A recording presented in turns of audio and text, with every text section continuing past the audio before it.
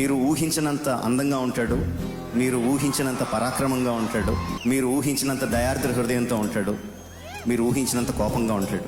రసాలు చూపించాడు రాముడిగా. And I think I'm so lucky to shoot this episode. Varanasi ఇప్పుడు మొత్తం అందరి కళ్ళు దాని మీద ఉన్నాయి. ఒక్క తెలుగు ఇండస్ట్రీయే కాదు, బాలీవుడ్ ఇండస్ట్రీ ఎదురు చూస్తుంది, మిగిలిన ఇండస్ట్రీలన్నీ ఎదురు చూస్తున్నాయి, దాంతోపాటు వరల్డ్ వైడ్ ఇండస్ట్రీలు కూడా ఎదురు చూస్తున్నాయి. సో ఇప్పుడు మన రాజమౌళి గారు ఎక్కడ ఉన్నారయ్యా అంటే ప్రస్తుతానికి ఫ్రాన్స్లో సినిమా ప్రమోషన్లో ఉన్నారనమాట. జనరల్గా సినిమా ప్రమోషన్ అంటే హైదరాబాదు, గుంటూరు, విజయవాడ ఇలా వెళ్ళి ప్రమోషన్ చేసుకునే వాళ్ళు ఒకప్పుడు. కానీ ఇప్పుడు మన తెలుగు సినిమా రేంజ్ ఎక్కడికి వచ్చిందో తెలుసా? దేశాలు కాకుండా ప్రతి దేశానికి వెళ్ళి ప్రమోట్ చేసుకునే రేంజ్లో ఉందన్నమాట. అది మన తెలుగువాడిగా గర్వకారణం, తెలుగు సినిమా గొప్పతనం. ఏంటి అంటే ఆస్కార్ లెవెల్కి తీసుకెళ్ళినటువంటి గొప్ప దర్శకుడు ఆయన రాజమౌళి. సో ఆయన సినిమా అంటే తీసాడంటే మాత్రం అది నెక్స్ట్ లెవెల్లో ఉంటుంది. మొన్నటి వరకు పాన్ ఇండియా, చిన్నగా దాన్ని ఇప్పుడు పాన్ వరల్డ్కి తీసుకెళ్ళిపోయాడు అనమాట. సో పాన్ వరల్డ్లో కూడా ఇంతకుముందు రిలీజ్ అయిన సినిమాలన్నీ పాన్ వరల్డ్లో వచ్చినాయి. కానీ ఇప్పుడు ఈ గొప్పతనం ఏంటంటే ఈ సినిమాకి 160 భాషల్లో ఎట్ ఏ టైం రిలీజ్ చేయాలని. సో దానికి సంబంధించిన ప్రమోషన్స్ అనేవి ఆయన వరల్డ్ వైడ్, అంటే ఇండియాలో ప్రమోషన్స్తో పాటు వరల్డ్ వైడ్ అన్ని దేశాలకి వెళ్ళి ఆయన సినిమాని ప్రమోట్ చేసుకోవడానికి ప్రయత్నం చేస్తున్నారు అనమాట. అది మన జక్కన్న యొక్క గొప్పతనం. షూట్ జరుగుతూనే ఉంటుంది, దీని పని దీనిదే, దాని పని దానిదే, ప్రొడక్షన్ పని ప్రొడక్షన్దే, పోస్ట్ పని పోస్ట్దే. అది ఈ డైరెక్టర్ యొక్క గొప్పతనం. దట్టు ప్రతి సీను చిన్న సీన్తో సహా దగ్గరుండి చూసుకుంటాడు అనమాట. ఇప్పుడైతే ఈ సినిమా గురించి ఒక ఇంట్రెస్టింగ్ టాపిక్ అనేది నెట్లో హల్చల్ చేస్తుంది. సో దాని గురించి తెలుసుకునే ముందు ప్లీజ్ నా ఛానల్ని సబ్స్క్రైబ్ చేసుకోండి, లైక్ చేయండి, వీడియో నచ్చితే వాళ్ళకి షేర్ అయితే చేయండి. మన టాపిక్లోకి వెళ్ళిపోతే 3500 మంది వానరసేన, ఓకే, ఈ పర్టికులర్ సీన్ 3500 మంది ఆర్టిస్టులను పెట్టి ఇప్పటి వరకు నాకు తెలిసి ఏ సినిమా షూట్ జరిగిండదు. ఇంగ్లీష్ సినిమాలు కూడా జరిగి ఉండవు. ఎందుకు అంటే ఇట్స్ నాట్ ఎ జోక్. RRRలో చాలా సీన్లు తీశారు. కొన్ని సీన్లు ఈ వీళ్ళ మన జూనియర్ ఎన్టీఆర్ని కొట్టేటప్పుడు వెనకాల అందరూ నిలబడ్డాము. కొంత ఏంటంటే గ్రాఫిక్స్లో వీళ్ళు మెయింటైన్ చేస్తూ ఉంటారు. ఏంటి అంటే ఆ పర్టికులర్ సీన్ కెమెరాలో కనిపించేంత వరకు ఆర్టిస్టులను వాడుకొని మిగిలిన వాళ్ళనంతా ఏంటంటే VFXలో యాడ్ చేస్తూ ఉంటారు అన్నమాట.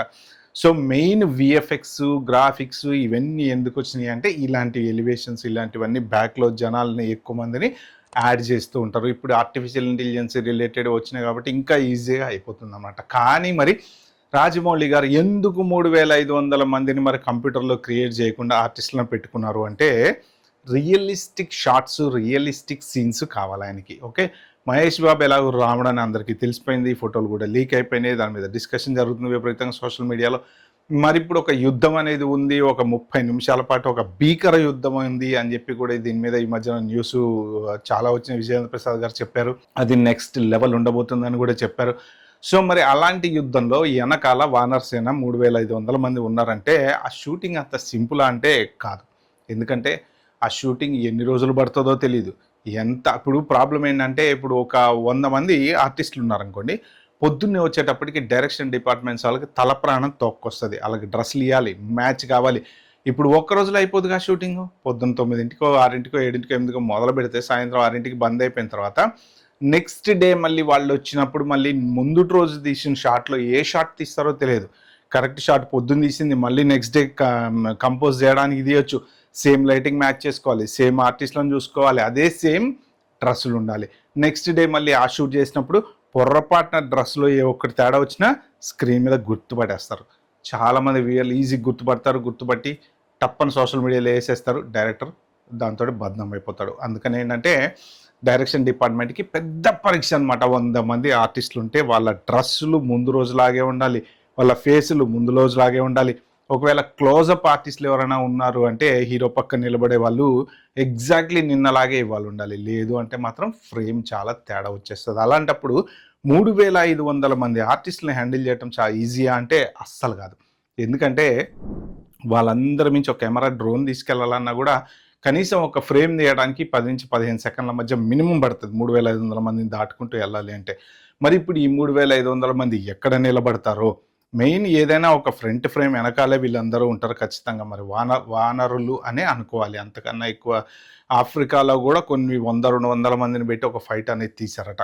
సో ఇప్పుడు ఇండియాలోకి వస్తే ఇంతమంది రియల్ ఆర్టిస్టులని పెట్టి షూట్ చేయడం అనేది నిజంగా చాలా చాలా చాలా కష్టం.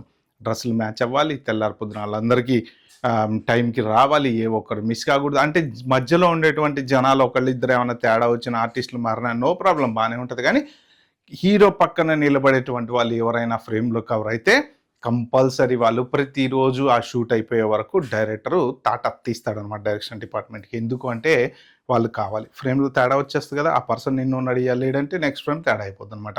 ఎందుకంటే ఏ ఫ్రేమ్ ఎక్కడ ఎప్పుడు ఎలా కలుపుతారో తెలియదు. కాబట్టి ఈ 3500 మంది ఆర్టిస్టులతోని జరుగుతున్నటువంటి ఈ పర్టికులర్ సీన్ వచ్చేసి సినిమాకి ఖచ్చితంగా హైలైట్ కాబోతోంది అని అంటున్నారనమాట.